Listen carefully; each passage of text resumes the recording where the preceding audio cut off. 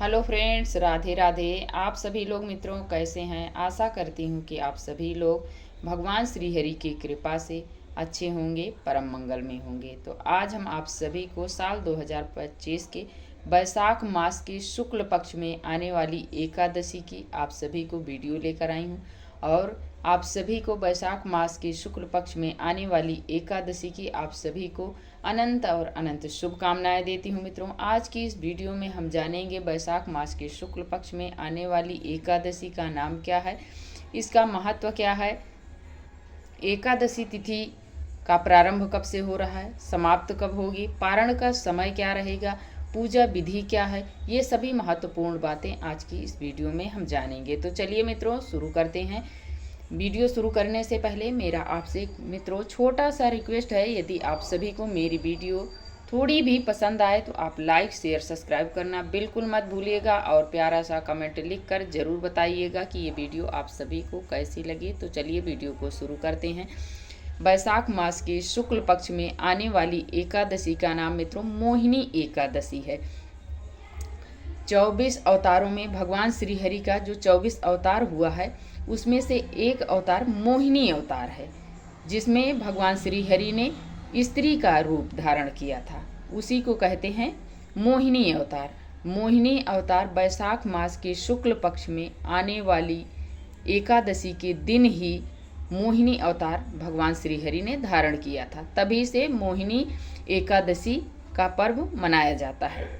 तब से बैसाख मास के शुक्ल पक्ष में आने वाली एकादशी मोहिनी एकादशी के नाम से जाना जाता है।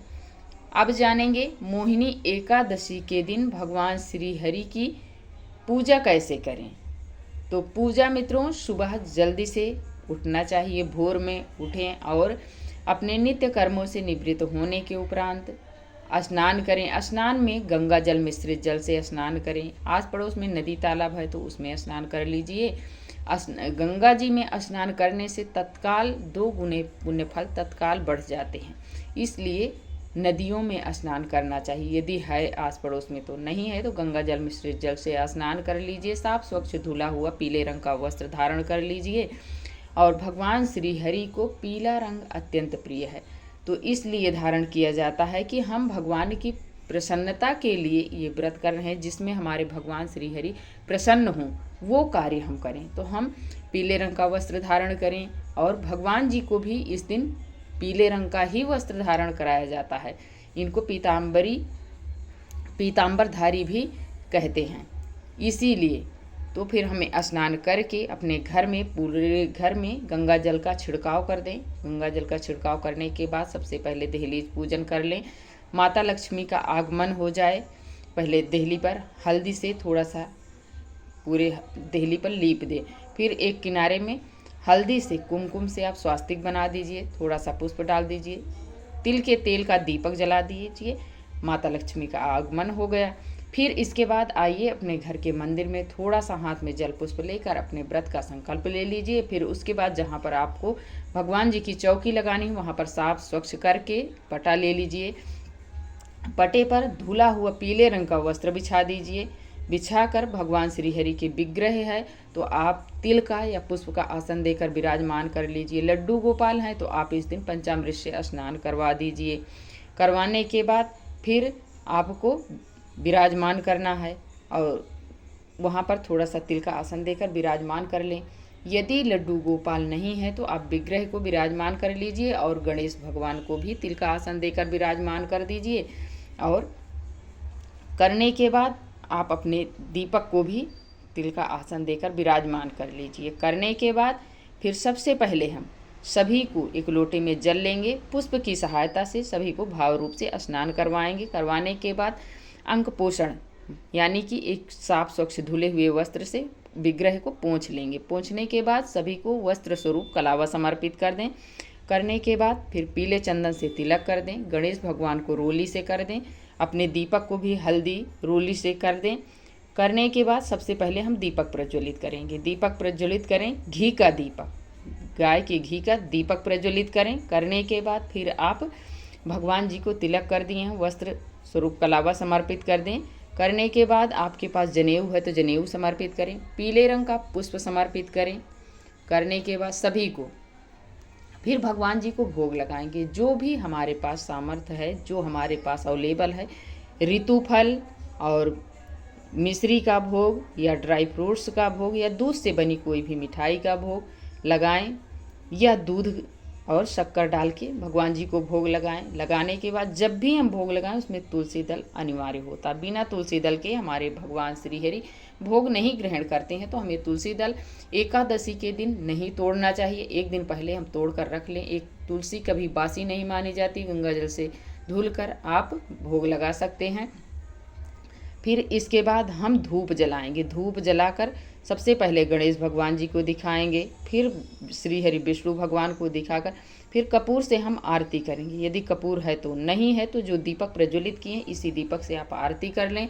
फिर आपके जो सामर्थ्य है उसके अनुसार आप दक्षिणा चढ़ाते हैं। दक्षिणा चढ़ाने के बाद आप हर एकादशी पर अलग अलग कथा आती है मित्रों, तो आप कथा हाथ में थोड़ा सा जल और पुष्प लेकर कथा सुनिए। कथा सुनने के बाद जल और पुष्प को भगवान जी के चरणों में छोड़ दे या जल के लोटे में छोड़ दे। छोड़ने के बाद फिर हाथ जोड़कर भगवान जी से क्षमा याचना करें। हे प्रभु, मेरी पूजा पाठ में जो भी भूल चूक हुई हो, गलती हुई हो, उसे आप क्षमा कीजिएगा। मेरी पूजा पाठ को आप निर्विघ्न पूर्ण संपन्न करवाने में सहायता कीजिए। इस प्रकार बोलकर हमें जाना है। फिर सीधा सूर्य भगवान को अर्घ देना है, तुलसी मैया को धूप दीप दिखाना है, दूर से परिक्रमा लगाना है। लगाने के बाद फिर आएंगे अपने चौकी पर बैठकर भगवान जी के सामने। फिर भगवान जी के नामों का उच्चारण करेंगे, जप करेंगे। यदि आपको नामदान मिला है, गुरु मंत्र मिला है तो उसे जप करें, नहीं है तो आप ओम नमो भगवते वासुदेवाय का इसका जप करें। एकादशी के दिन मित्रों किसी की निंदा, चोरी, चुगली, बुराई नहीं करनी चाहिए, इससे हमें बचना चाहिए। एकादशी के दिन भगवान श्री हरि की पूजा की जाती है मित्रों, माता लक्ष्मी की, और उनकी कृपा प्राप्त होती है। इसलिए भगवान की प्रसन्नता के लिए ये व्रत किया जाता है। मनुष्य के बड़े से बड़े पाप जलकर राख हो जाते हैं और अंत में वैकुंठ लोक की प्राप्ति होती है। इसलिए एकादशी का व्रत जो है उस सभी व्रतों का राजा माना जाता है। यही एक ऐसा व्रत है जिससे कि मनुष्य को बड़े से बड़े पापों से मुक्ति मिल जाती है। इसलिए सभी वैष्णव जन को एकादशी का व्रत अवश्य करना चाहिए। तो ये रही मित्रों एकादशी के दिन भगवान श्री हरि की पूजा विधि। और मोहिनी एकादशी के दिन जिन भाई बहनों की शादी नहीं हो रही है, विलंब हो रहा है, वो मोहिनी एकादशी का व्रत जरूर करें। ऐसा माना जाता है कि मोहिनी एकादशी का व्रत करने से उन भाई बहनों का विवाह में जो विलंब हो रहा है वो शीघ्र ही उनके विवाह का संयोग बन जाता है। इसलिए उन्हें मोहिनी एकादशी का व्रत जरूर करना चाहिए। अब जानेंगे एकादशी तिथि कब से प्रारंभ हो रही है, कब समाप्त होगी और पारण का समय क्या रहेगा। वैशाख मास के शुक्ल पक्ष में आने वाली एकादशी का नाम मोहिनी एकादशी है मित्रों।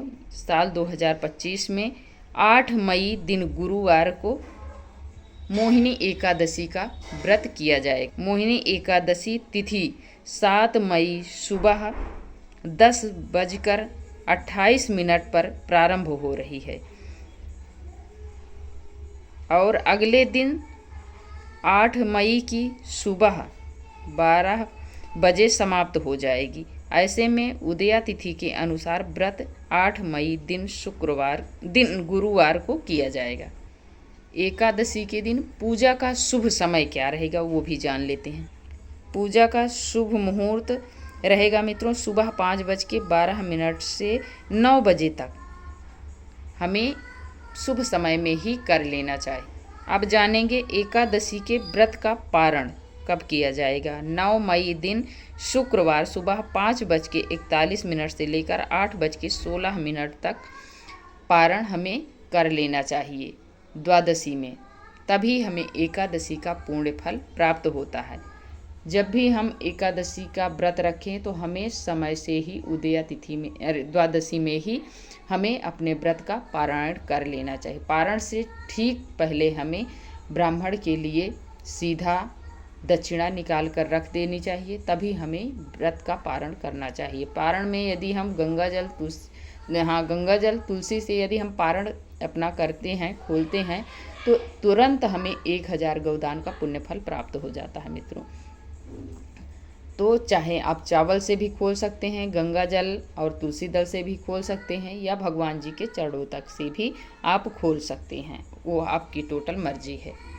अब आशा करती हूँ कि आप सभी को ये मेरी वीडियो पसंद आई होगी, और पसंद आए तो आप लाइक, शेयर, सब्सक्राइब करना बिल्कुल मत भूलिएगा, और प्यारा सा कमेंट लिखकर हमें ज़रूर बताइएगा कि ये वीडियो आप सभी को कैसी लगी। और वीडियो देखने के लिए मित्रों बहुत बहुत धन्यवाद देती हूँ। अब मिलती हूँ एक और नए वीडियो के साथ, तब तक के लिए जय श्रीमन नारायण।